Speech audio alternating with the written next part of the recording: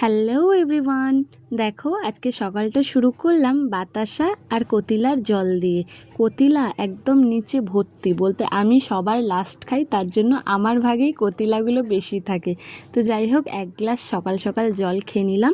তারপরে সকালবেলা ব্রেকফাস্টে বানিয়েছিলাম আলুর তরকারি, ডিম সিদ্ধ আর রুটি।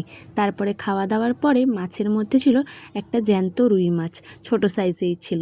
তো মাছগুলোকে ভালোভাবে ধুয়ে নুন হলুদ মাখিয়ে রেখে দিলাম। আজকে না মোটামুটি অল্প কিছুই রান্না করব।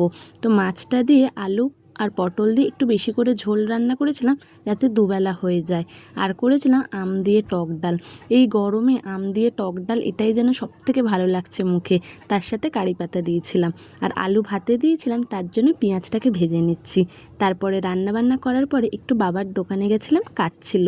প্রচণ্ড হারে রোদ পড়েছে, মুখ চোখ যেন ঘেমে চান। তারপরে বাবার দোকানে কাঁকড়াগুলো দেখে একটু ভিডিও করে রাখলাম। তো ব্যাস।